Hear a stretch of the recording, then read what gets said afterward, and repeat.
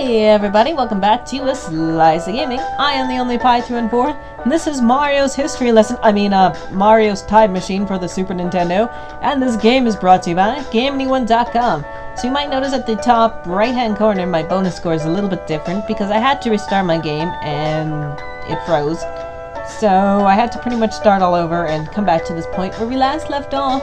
We were talking to this wonderful man about force equals mass times acceleration. I'm sure everyone's learned about that sometime in their lovely school life. Alright, let's continue on with this wonderful, intriguing conversation. What are the other laws of motion? First is that a body is either at rest or moving in a straight line, remains that way unless acted upon outside force. Galileo was the first to realize that. What are the second and third laws of motion? The second is F equals ma, which I've said. The third states that for each action there is an equal and opposite reaction. What else can you tell me about Newton? As with most physicists, he has made the most important discoveries in his 20s. He said that at the time his mind was remarkably fit for invention. I must confess, I am feeling the same way. Oh. Anything else? I'm sorry, but there's nothing more I can tell you. Your gift confounds me terribly. Let's get the fuck out of here. Alright, I think we've got one more place left to go here, and that would be this joint, I believe. Off of the calculus book. My missing book! You have my eternal gratitude. Now I wonder the confounding equations which Newton developed in his 20s. That is, if I didn't grasp them already, of course. British. What has Newton done lately? Many things. He's been writing the Principia and studying theology, history, and alchemy. He said that one day he'll go to Parliament or run for mint or even be made a knight by the Queen. Anything else? I'm sorry, but there's nothing more I can tell you.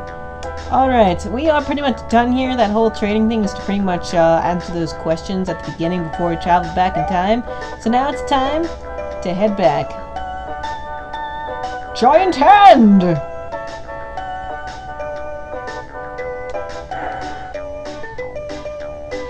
The giant hand will make us go back in time. Okay, this password is when you finished giving the person their certain item. You can use this password system continuing where you left off. By the way, what the hell was with that giant hand? Was that a giant Mario? Is that Time Machine Mario's heart? What is going on in this game? Okay, anyways, we'll calm down. I'm gonna calm down here. Alright, let's go back. Oh, we don't get to start back. That's lame. Alright, up next is a shield. Yes, it is a shield. It looks like a piece of paper. That's what I thought it was before, but it's shield time. Alright, let's learn a little bit more about this piece of crap before we go by answering the questions. We're going back to Orleans in 1429. The idea that a mere 17-year-old could inspire hardened soldiers to win battle after battle during France and England's 100-year war is amazing. I wonder who we're going to be learning about today. Could it be Joan of Arc? That Joan of Arc was illiterate, 15th century farm girl, makes it only more astounding. Driven to change her world by visions and voices of crazy saints. No, the real answer is 3 saints. Joan led the French troops against the English, those crazy English. Which means I get to do a nice French accent for this part. Everyone knows how well that went last time I did that in Mario and Luigi. Not very well. In an effort to expel them from her country, armed with the sword of Saint Catherine. Go, there it is. And clad in custom-made armor, Joan led an army of 4,000 men to decisive victory, lifting the siege of the city of Orleans. There it is. Page 2! Joan's shoulders rooted to the enemy repeatedly and eventually took back enough land to allow the Dauphin to be the crowned king, Charles VII of France, in the Cathedral of Reims. Before the Maid of Dreams could complete her task, however, she fell into the hands of the English. tried and convicted of heresy or witchcraft. Witchcraft! Joan, still true to her purpose, was martyred in 1431. Later cleared of her charges, Joan of Arc was made a saint by the Catholic Church of 1920. Wasn't she burned sometime later on too? That's nice. It's a wonderful story. Alright, it's time for everyone's favorite part of the game, I'm sure. And that's to travel back in time! Alright, we're gonna keep that AD. Going to keep that AD. No, there we go. But we're gonna change this to a 9. I really wish this went just like slightly faster. It's going to change it to a 2. Doo-ba-doo-doo-doo. Awesome. And this is going to be changed to a 4. Very good, very good. And now our place needs to be changed. Not Athens. Stratford, screw you Stratford, screw you Menlo Park. Orleans, and away we go! Off to surfing across the waves.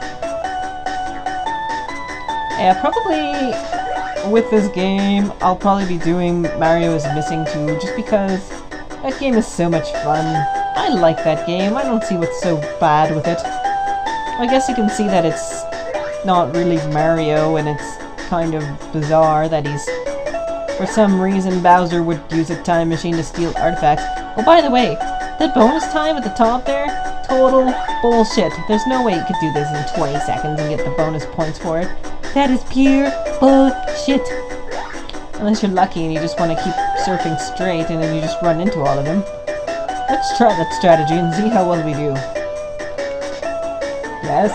Yes, only 2 more to go. One, where is it? Awesome! Now we need to find the whirlpool. You can still collect mushrooms, but there's really no point. Where's my whirlpool now? There it is. Turn sharp, sharper. Damn it! It's the only negative thing with this game. You can't turn sharply. And here we are in Orleans! Ooh, this looks like a nice place, I guess. Alright, let's see where we get to start here. This tent? Friend, can you tell me what battle this is?